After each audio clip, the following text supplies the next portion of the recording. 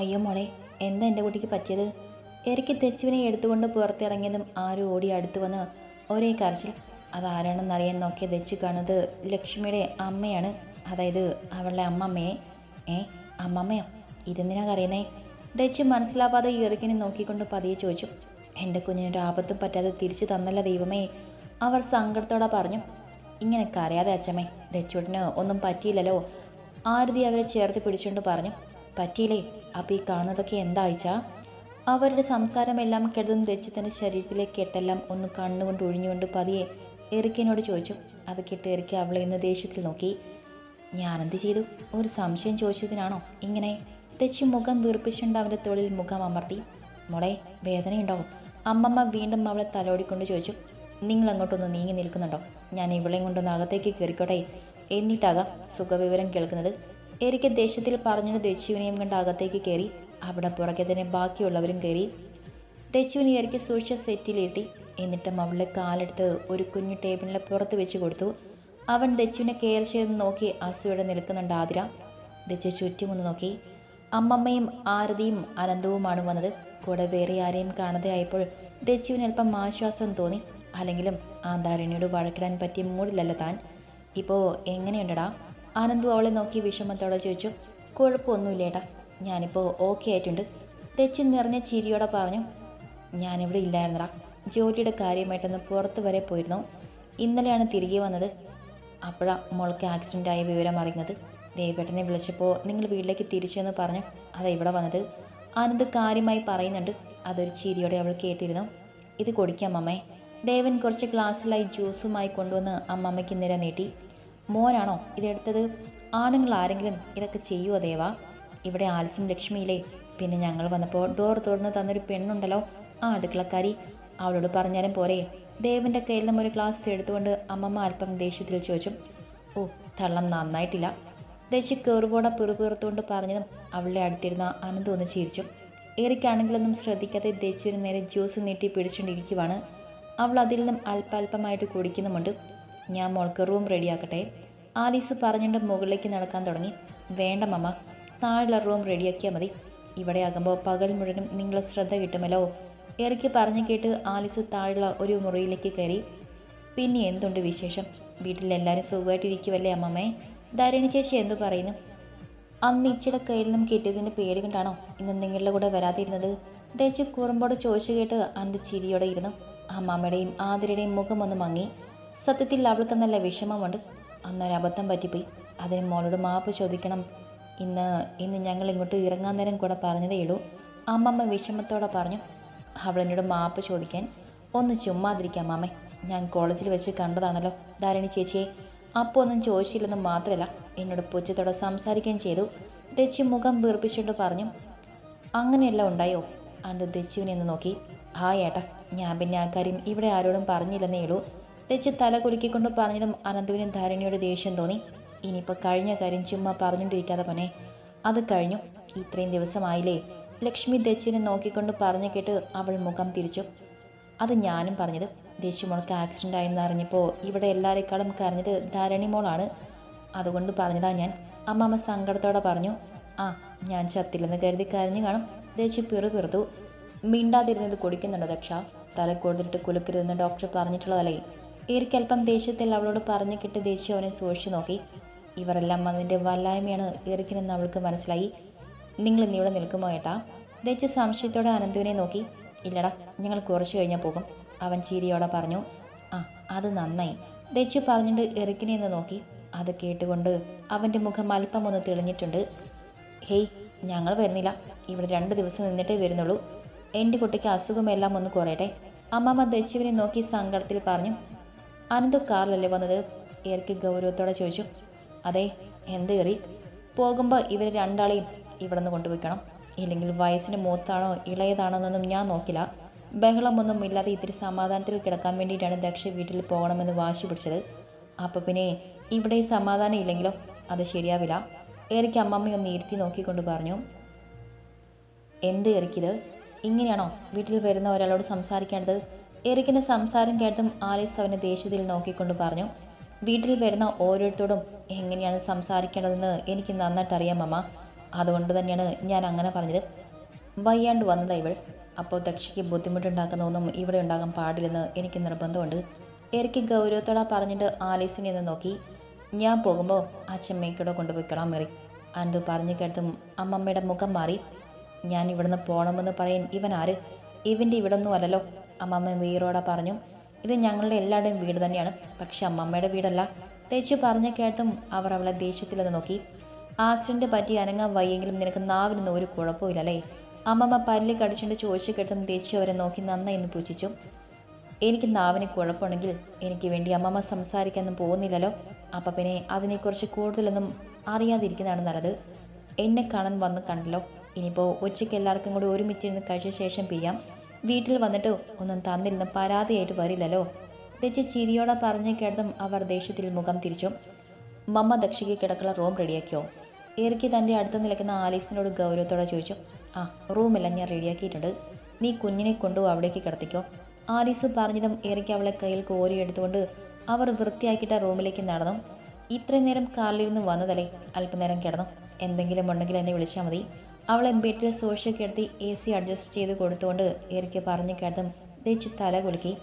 അവളെ നോക്കിയ ശേഷം Eric room അടച്ചുകൊണ്ട് പുറത്തേക്ക് ഇറങ്ങി. അത് നോക്കിയ ശേഷം തേച്ച് തൻ്റെ ഫോൺ എടുത്ത് വെറുതെ നോക്കിക്കൊണ്ടിരുന്നു. അപ്പോഴാണ് അതിലേക്കൊരു കോൾ വന്നത്. ഫോൺ നമ്പർ നോക്കിയപ്പോൾ നെറ്റ് നമ്പർ.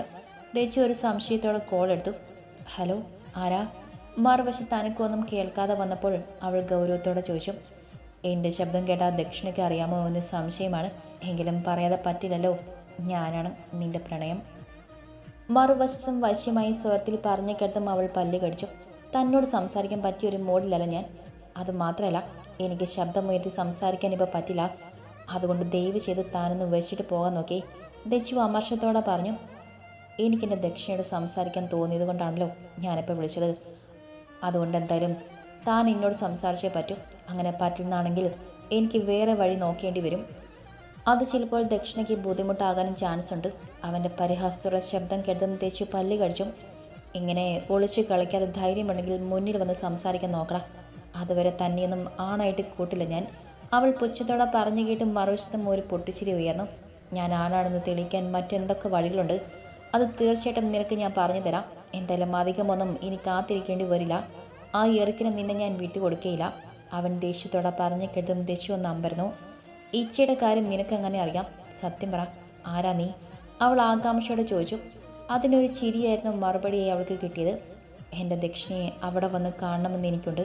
പക്ഷെ അത്രയും അടുത്ത് ഞാൻ കണ്ടു കഴിഞ്ഞാൽ പിന്നെ എനിക്ക് തന്നെ എന്നെ നിയന്ത്രിക്കാൻ പറ്റിയെന്ന് വരില്ല. അവൻ്റെ സ്വരത്തിൽ വീണ്ടും വശ്യത നിറഞ്ഞു. ഭ്രാന്താണെങ്കിൽ തൻ്റെ വീട്ടുകാരോട് പറ ചങ്ങലക്കിട്ട് ഒന്ന് ഷോക്ക് അടിപ്പിക്കാൻ. അല്ലെങ്കിൽ നിൻ്റെ അഡ്രസ്സ് പറഞ്ഞു തന്നാലും മതി. ഞാൻ ഇച്ചയോട് പറഞ്ഞ് റെഡിയാക്കി തരാം. ദച്ചു ദേഷ്യത്തിൽ പറഞ്ഞു. ആരൊക്കെ വിചാരിച്ചാലും എൻ്റെ ഭ്രാന്ത് അങ്ങനെയൊന്നും മാറില്ല ദക്ഷിണ. അതിന് നീ തന്നെ വിചാരിക്കണം. അവൻ ശാന്തമായ സ്വരത്തിൽ പറഞ്ഞു. അങ്ങനെ ഇപ്പോൾ വിചാരിക്കാൻ എനിക്ക് മനസ്സിലെങ്കിലും താനൊന്ന് പോടും. നട്ടലില്ലാത്തവനെ, ധൈര്യമില്ലാത്തവനൊന്നും പ്രേമിക്കാൻ നടക്കരുത്. അവൻ്റെ ഒരു ദക്ഷിണ. അതും പറഞ്ഞ് അമർഷത്തോടെ തിരിച്ച് ഫോൺ കട്ട് ചെയ്തു. എന്താ? ഫോൺ കട്ട് ചെയ്ത് കഴിഞ്ഞതും പുറകിൽ നിൽക്കുന്ന രേവതി നോക്കി ദച്ചു അല്പം ദേഷ്യത്തിൽ ചോദിച്ചു. അത് കേട്ടവൾ ഒന്ന് ഞെട്ടി. സാധാരണ ഇങ്ങനെയൊന്നും ദച്ചു സംസാരിക്കാത്തതാണ്. അല്ല, ഞാൻ എങ്ങനെയുണ്ടെന്നറിയാൻ. രേവതി അല്പം പേടിയോടെ പറഞ്ഞു. ഓ എൻ്റെ ചേച്ചി, ഇങ്ങനെ വിറച്ചു നിൽക്കൊന്നും വേണ്ട. ഞാൻ ഫോണിൽ ദേഷ്യപ്പെട്ടതാണ്. എന്തായാലും ചേച്ചി ഇരിക്ക്. ദച്ചു ബെഡിൽ നിന്നും അല്പം നീങ്ങിയിരുന്നുകൊണ്ട് പറഞ്ഞു. എനിക്കൊരു കാര്യം പറയണമായിരുന്നു. ഞാനത് പറയുമ്പോൾ നിങ്ങളൊക്കെ എങ്ങനെ അത് എടുക്കുമെന്ന് എനിക്കറിയില്ല. രേവതി മുഖം കുനിച്ചുകൊണ്ട് പറഞ്ഞു. അതെന്താ ചേച്ചി ഇത്രയ്ക്ക് സീരിയസ് ആയിട്ടുള്ള കാര്യം? എന്തായാലും പറഞ്ഞോ.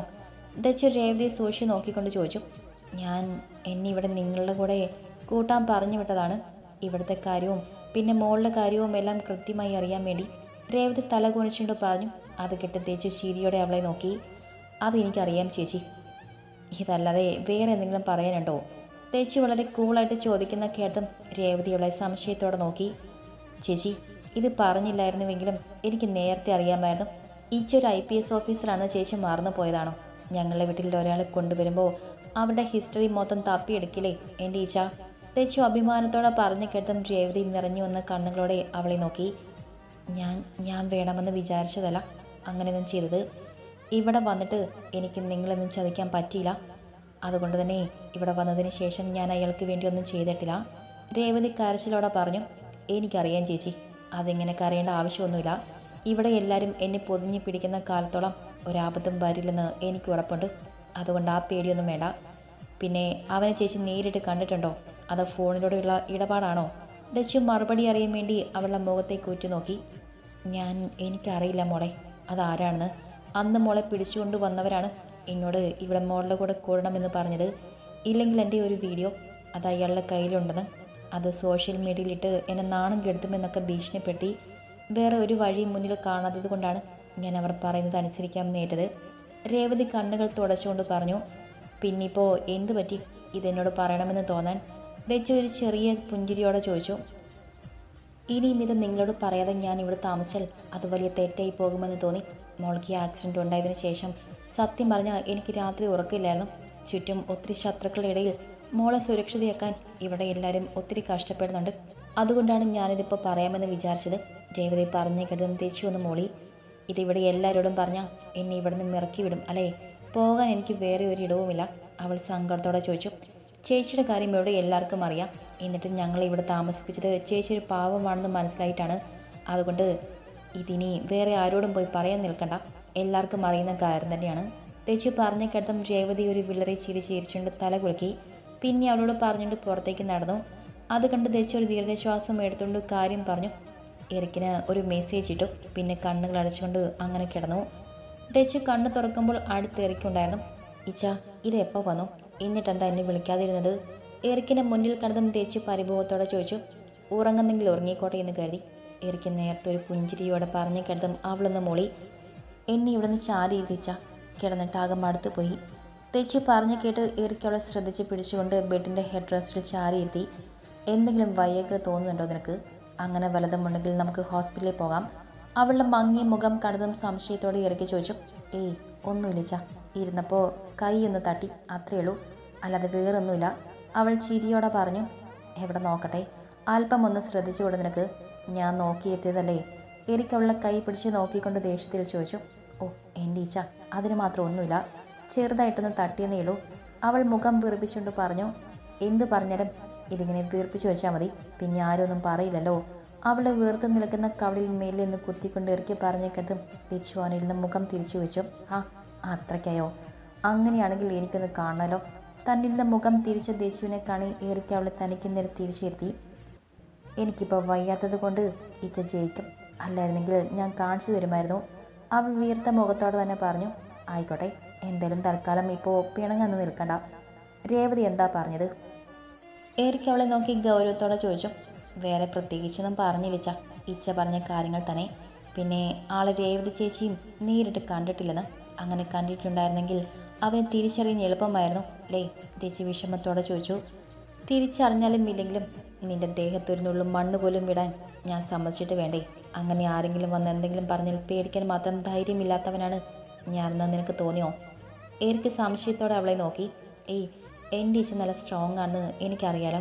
ആ ഒളിച്ചു കളിക്കുന്നവന് ഇച്ചയുടെ മുന്നിൽ പിടിച്ചു നിൽക്കാൻ പറ്റില്ലെന്ന് തോന്നിയിട്ടാകും ഇങ്ങനെയൊക്കെ കാണിക്കുന്നത്. ചേച്ചി ചിരിയോടെ പറഞ്ഞു കേട്ടതും ഏറിക്കൊന്ന് മോളി. അല്ലിച്ച, അമ്മമ്മ പോയോ? കുറച്ച് മുന്നേ പോയതേ ഉള്ളൂ. കഴിക്കാൻ നിർബന്ധിച്ചെങ്കിലും ഒന്നും വേണ്ടെന്ന് പറഞ്ഞ് ഒറ്റ പോക്കായിരുന്നു. അവൻ പറഞ്ഞുകൊണ്ട് അവളെ കൈ പിടിച്ചു നോക്കി.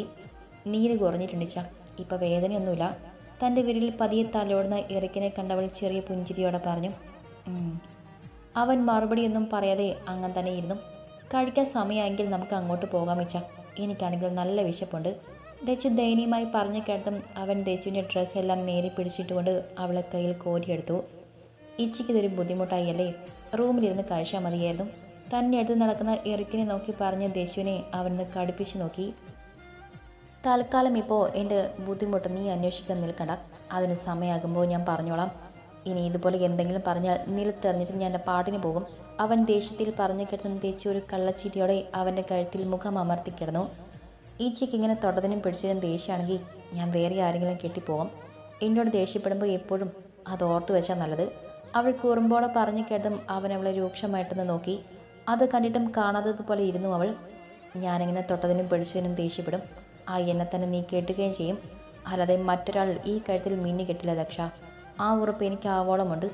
അവളെ നോക്കി പറഞ്ഞുകൊണ്ട് അവൻ ഡൈനിങ് ടേബിളിൻ്റെ ചെയറിൽ അവളെ കൊണ്ടിരുത്തി. ദച്ചുവിനെ ഇറക്കി കൊണ്ടുവന്ന് കണ്ടതും ബാക്കി എല്ലാവരും ഡൈനിങ് ടേബിളിൽ നിന്നിരുന്നു. ഓരോരുത്തരും ഓരോ കുഞ്ഞുള്ള ദച്ചുവിന് കൊടുത്തു. അതവൾ സന്തോഷത്തോടെ വാങ്ങി കഴിച്ചു. ഇത്രയും നാൾ പറയാതെ ഇരുന്നിട്ട് ഇപ്പം എന്തുകൊണ്ടാണ് രേവതി ദച്ചുവിനോട് അങ്ങനെ പറഞ്ഞത്? ഇവിടെ ആർക്കെങ്കിലും തന്നെ സംശയമുണ്ടെന്ന് തോന്നിയോ? ഇറക്കി ഭക്ഷണം വിളമ്പുന്ന രേവതി നോക്കി ഗൗരവത്തോടെ ചോദിച്ചു. അത് കേട്ട് ഞെട്ടിക്കൊണ്ട് രേവതി ചുറ്റും എല്ലാവരെയും നോക്കി. ഞാൻ ചോദിച്ചത് രേവതി കേട്ടിരുന്നുണ്ടോ? അവൻ അവളെ തന്നെ നോക്കിക്കൊണ്ട് ചോദിച്ചു. എനിക്ക് നിങ്ങളെ എല്ലാവരെയും പറ്റിക്കുന്നതിലുള്ള വിഷമം കൊണ്ട് രേവതിയുടെ കണ്ണുകൾ നിറഞ്ഞു വന്നു. എനിക്ക് അമർത്തിയൊന്ന് മോളിക്കൊണ്ട് തന്നെ നോക്കി കണ്ണുട്ടുന്ന ദച്ചുവിന് ഒരു കുഞ്ഞുള്ള ഉരുട്ടി നൽകി.